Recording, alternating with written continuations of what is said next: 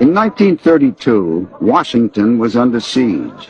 The capital was surrounded by over 10,000 unemployed veterans of World War I from all over the country. Their only assets were the bonus certificates they'd been given after the war, which promised a cash bonus sometime in the future. They needed it now. At the end of May 1932, nearly 10,000 bonus marchers occupied the nation's capital, and tens of thousands more were on their way. Washington to get my bonus, and I'm going to wait for it till I get it if I have to wait till 1945.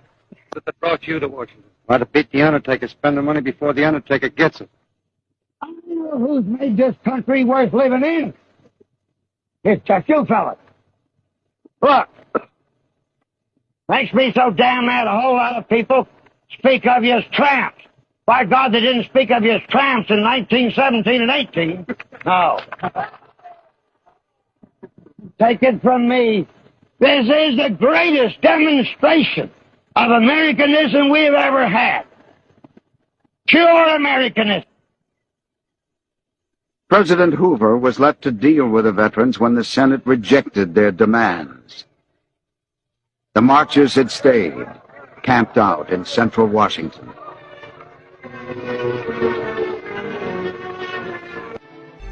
On July 16th, the last day Congress was in session, Washington was on edge. Thousands of angry veterans surrounded the Capitol. Near midnight, the 72nd Congress adjourned. Congressmen left through back doors and underground tunnels to avoid confrontations. The situation had come to a head. The president ordered the evacuation of the veterans from downtown Washington. Now you bring in the troops. When MacArthur moved his troops to the affected area, he knew exactly what he was going to do. And he adorned himself in his dress uniform along with his major aide, Dwight D. Eisenhower. The force stepped off at 4:30 p.m. More than 200 cavalrymen spread out across Constitution and Pennsylvania avenues. Behind them came 400 infantrymen, followed up by tanks and armored vehicles. The cavalrymen, one of whom is Major Patton, have got their sabers out. The soldiers donned gas masks and without warning began hurling gas grenades at the veterans. The troops advanced, some jabbing with bayonets. It's war, the greatest concentration of fighting troops in Washington since 1865. I knew something was going to happen, that they might be attacked. And I had a press card, so I passed the police lines, and then I saw the soldiers advancing into the camp. And when confronted with this, the men all stood there and said, "Stand firm as long as you can." And they started throwing tear gas. Tear gas was just burning my face. I was trailing behind my dad, and he kept hollering, "Come on, boy, come on, boy." Marchers were choking from the gas, just like the battlefields in France. And so they're being forced out of their shacks by smoke bombs and tear gas, hurled by the troops who have been called out by the President of the United States. I'd never seen anything like it. They systematically went down the line, burned up all the tents, and all the possessions of the people there.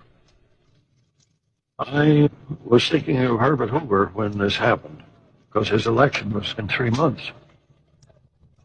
I thought this would be the finish of Hoover.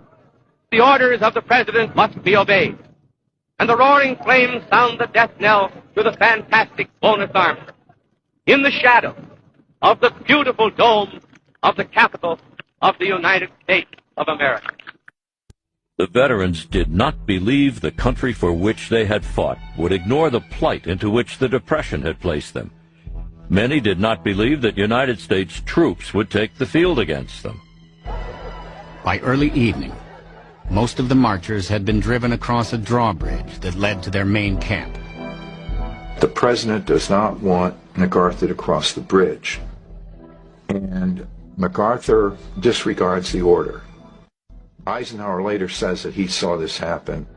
MacArthur says, I cannot bother with pieces of paper during a military operation. And so he crosses the bridge. All through the camp were scenes of panic. My dad says, let's get the hell out of here. The soldiers are going to kill us. Then troops began to set fire to their wooden shacks. One reporter wrote, the blaze was so big it lit the whole sky. A nightmare come to life. The president looked out a window of the White House in the direction of the fire, then retired for the night. And the roaring flames sound the death knell to the fantastic bonus army that ends so disastrously in the shadow of the capital of the United States of America. The morning after the bonus rout, public sentiment took a dramatic turn against Herbert Hoover. If the expulsion needed a human face, it came in the person of Joe Angelo, whose story was published across the nation. Joe Angelo gets the Distinguished Service Cross for saving Patton's life on the battlefield. The next morning, Angelo comes to the burned-out field to see Patton.